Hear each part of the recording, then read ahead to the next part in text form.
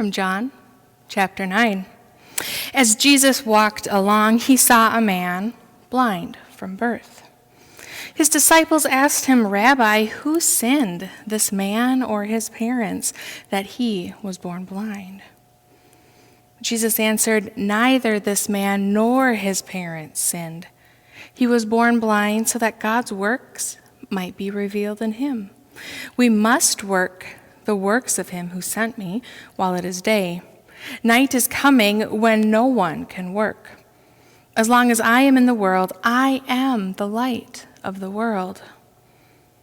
When he had said this, he spat on the ground and made mud with the saliva and spread the mud on the man's eyes, saying to him, "Go, wash in the pool in Siloam," which means sent. Then he went and washed and came back able to see.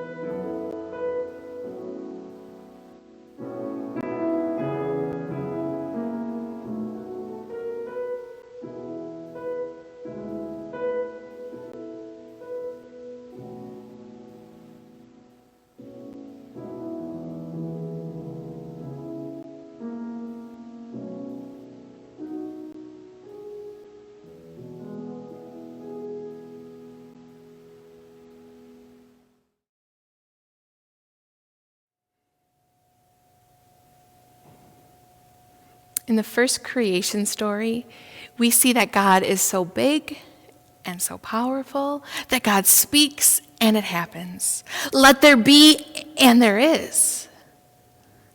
But in the second creation story, God stoops down in the mud and forms that first person from the mud.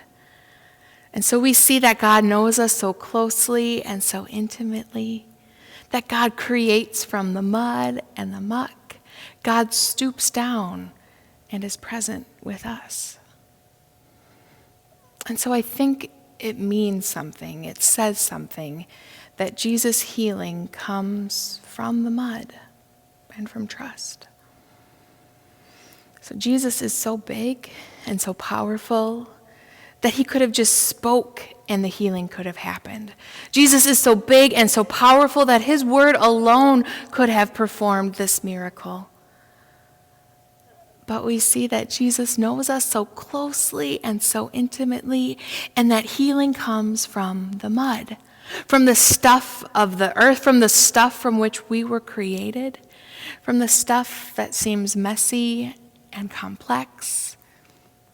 That is where the healing begins.